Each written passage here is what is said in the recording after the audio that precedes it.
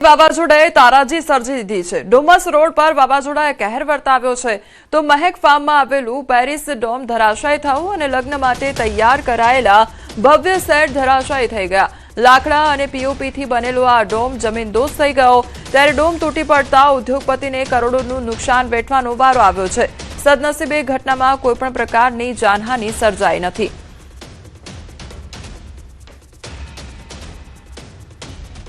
સમાચારમાં આગળ વાત કરીશું માવઠાના માર અને તાત બેહાલ તેના વિશે।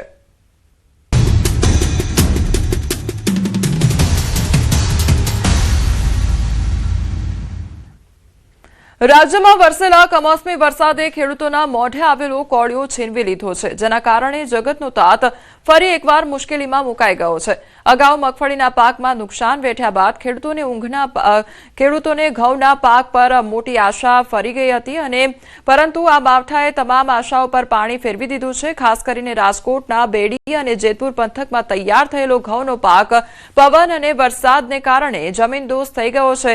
તો બેડી ગામમાં તો એક જ ખેડૂતના 15 વીઘાના ઘઉં આડા પડી જતા 4 મહિનાની સખત મહેનત એળે ગઈ છે।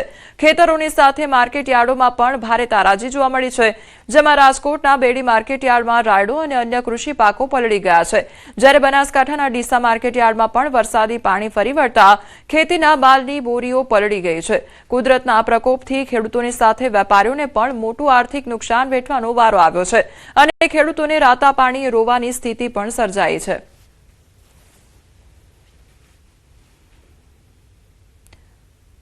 તો રાજ્યમાં અચાનક બદલાયેલા વાતાવરણ અને ફૂંકાયેલા તોફાની પવનોએ અનેક વિસ્તારોમાં ભારે તારાજી સર્જી છે, જેના કારણે જનજીવન અસ્તવ્યસ્ત બની ગયું છે। ખાસ કરીને છોટાઉદેપુરના બોડેલી પંથકમાં પવનના કારણે અનેક વેપારીઓના સ્ટોલને વ્યાપક નુકસાન પહોંચ્યું છે, જ્યારે સુરત જિલ્લામાં કુદરતનો કહેર સૌથી વધુ જોવા મળ્યો છે। સુરત શહેરમાં અને બારડોલીમાં અનેક જગ્યાએ તોતિંગ વૃક્ષો ધરાશાયી થવાની ઘટનાઓ બની છે, તો ક્યાંક વીજપોલ ઉખડી પડતા વીજ પુરવઠો ખોરવાયો છે। આ ઘટનામાં સુરતમાં એક ભારે ભરખબ સાઇનબોર્ડ ધરાશાયી થઈને યુવક પર પડતા તેનું ઘટનાસ્થળે જ કમકમાટીભર્યું મોત નીપજ્યું છે। આ અચાનક આવેલા પલટાએ મિલકતોને નુકસાન પહોંચાડવાની સાથે કેટલાક લોકોના જીવ પણ ગયા છે।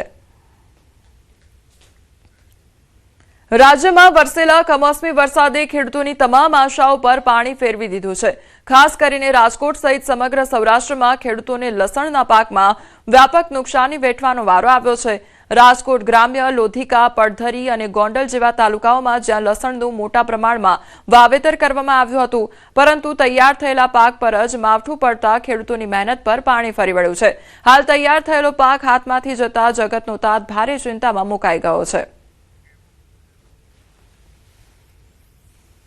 ગઈકાલનો વરસાદ રાજકોટ પંથકમાં આફત બનીને વરસ્યો છે। જે ઉત્પાદનમાં જેમાં સૌથી વધુ ખર્ચ થાય તે આ લસણ અત્યારે જે છે એને મોટા પ્રમાણમાં નુકસાન થયું છે। બેડી, રતનપર સહિતના ગ્રામ્ય વિસ્તારોમાં લસણનું મોટા પ્રમાણમાં વાવેતર થતું હોય છે અને અત્યારે આ લસણના હાલ જોઈ શકો છો। આ લસણનો પાક છે તે તૈયાર થઈ ગયો હતો, તેમની કાપણી પણ થઈ ગઈ હતી। અત્યારે ખેતરમાં પણ જે લસણનો પાક છે તે જોઈ શકો છો કે તૈયાર થઈ અને હવે માર્કેટિંગ યાર્ડ સુધી પહોંચી એટલી જ વાર હતી।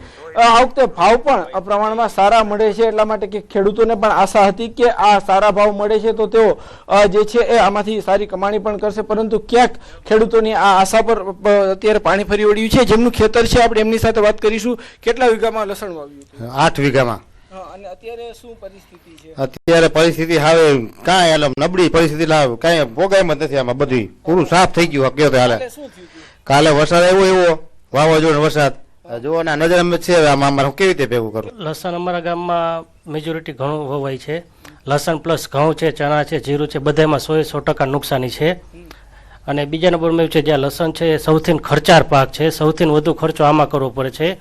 હવે આ અમારે કાપણી કરવાની તૈયારી હતી અને આ વરસાદ આવી પડ્યો છે। હવે જ્યાં લસણ છે એ જેમ દિવસો જતા જશે એમ કાળું પડી જશે, એટલે જે ઉત્પાદન છે એમાં 50% તો અમારે ફેંકી દેવાનું જ રહેશે। બાકીનું જે પલરેલું રસ છે એ અમે યાર્ડમાં લઈને જાશું એટલે એનો પૂરક ભાવ મળશે નહીં। લસણમાં અંદાજે એક વીઘે તો 20,000 જેવો ખર્ચો થાય છે। આમ તો ઘણી પ્રમાણમાં મારી લસણ તો છે પલળી ગયું છે, પણ આમ બધું તો ન આવે, પણ એટલે ખર્ચાળ છે। અને પ્લસ એમાં એવું છે કે હવે આ બધું અમારે જાત મહેનતમાં માણસો ઓછા પડે, અમે આધુનિક ખેતી કરતા હોય એટલે માણસોનો જે વ્યવસાય અમે બીજા મજૂર આરે ભાગીદારી કરી હોય। હવે અમારું તો ઠીક છે, થોડું ઘણું થાય ને અમે તો આવતા વર્ષે કરીએ, પણ જે ભાગીદાર 4 મહિનાથી અમારે હતા જે એ લોકોને અમે લાખ રૂપિયા તો ઉપાડ દીધો હતો। લાખ રૂપિયા ઉપાડશે. હવે એને બિચારાને 25,000 એમાં ભાગમાં ન 75,000 રૂપિયા લઈ આવે ક્યાંથી? ચોક્કસથી જે રીતના ખેડૂતોની આ વ્યથા છે, વેદના છે અને એમની પીડા છે, ખેડૂતો છે તે તનતોડ મહેનત કરતા હોય છે. સારો ભાવ જ્યારે માર્કેટમાં હોય છે ત્યારે આશા પણ હોય છે કે ઝડપથી તેમની કાપણી કરી અને લસણનો પાક છે તે માર્કેટિંગ યાર્ડ સુધી પહોંચાડી, પરંતુ માર્કેટિંગ યાર્ડ સુધી પહોંચે તે પહેલા જ વરસાદ છે તે વિલન બનીને ત્રાટક્યો અને ખેડૂતનો ખેતરનો જે લસણનો જે પાક છે તે તહેસ નહેસ કરી નાખ્યો. હાર્દિક જોશી, ન્યૂઝ 18 ગુજરાતી, રાજકોટ. તો રાજ્યમાં ગત મોડી રાત્રે ફૂંકાયેલા વાવાઝોડાથી તારાજી સર્જાઈ ગઈ છે, ત્યારે છોટાઉદેપુર જિલ્લામાં પાકને વ્યાપક નુકસાન થયું છે. કમોસમી વરસાદના કારણે મકાઈનો ઊભો પાક પડી ગયો છે. આંબા પરથી કેરીઓ પણ ખરી પડી, જેના કારણે ભારે નુકસાન થયું છે. તો જિલ્લામાં હાલ મહુડાના ફૂલ વેણવાની પણ સિઝન હોય છે. મહુડાના ફૂલ ઓછા પડવાની ભીતિ ખેડૂતોને છે. તો આગામી દિવસોમાં હજુ પણ કમોસમી વરસાદની ચેતવણી વચ્ચે જગતનો તાત ચિંતિત બન્યો છે.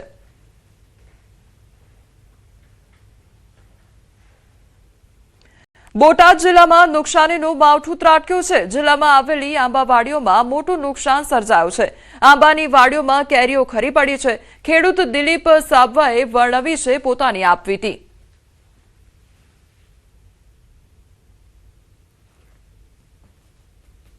બોટાદ જિલ્લામાં આંબાના બગીચામાં, પોપૈયાના બગીચામાં, ચીકુના બગીચાની અંદર ભયંકર ઝાડ પણ ધરાશાયી થયા છે અને જે ફળ ફ્રૂટ જે કહેવાય કે એક વર્ષથી જે ખેડૂતો રાહ જોતા હતા એ ફળ જમીનદોસ્ત થઈ ગયા છે.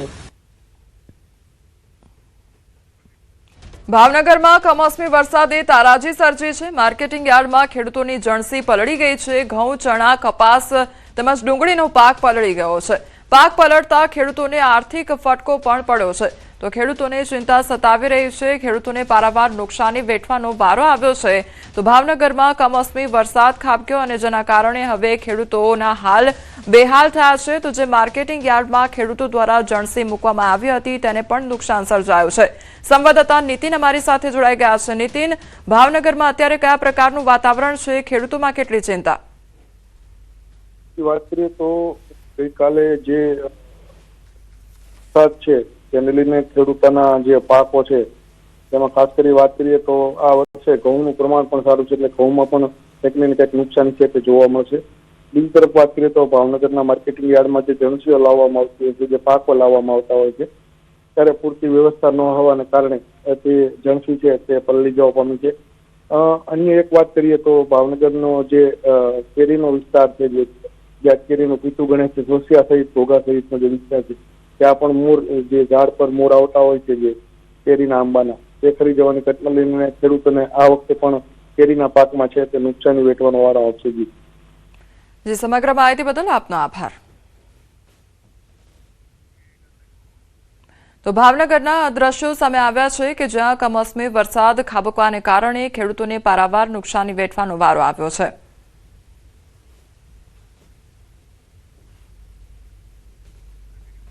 અમરેલી જિલ્લામાં ખાબકેલા કમોસમી વરસાદે વિનાશ વેર્યો છે.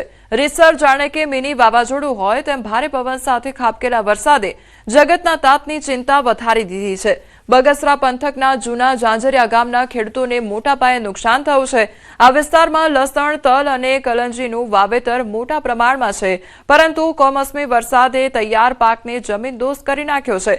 એક ખેડૂતે પોતાની વેદના કહેતા કહ્યું છે કે તેમણે 13 વીઘા જમીનમાં કરંજીનું વાવેતર કર્યું હતું, પરંતુ પાક ઘરે પહોંચે તે પહેલા જ બરબાદ થઈ ગયો હતો. ખેડૂતોની સાથે ખેતમજૂરો પણ પોતાની વેદના ઠાલવી રહ્યા છે. સર આગતા ઓશિતાનું આ ધબધબાટી બોલી ગઈ. આમાં તમે જોઈ શકો છો ચારોકોર પાથરા ઉડેલા પડ્યા છે. હવે આમાં અમે મજૂર અમે શું કરીએ? એમ ખેડૂતને તો સરકાર સહાય આપશે જ, કદાચ આપે તો 5 રૂપિયા આપે, અમને મજૂરને શું? અમે ભાગમાં રાખીને બેઠા છીએ. અમને કઈ ઉપરથી કઈ સરકાર નથી આપતી તો નથી ખેડૂતે કઈ આપતા. પાક તૈયાર થઈ ગયા પછી મોએ આવેલો કોળિયો છીનવી લેવાની કુદરતને આદત પડી હોય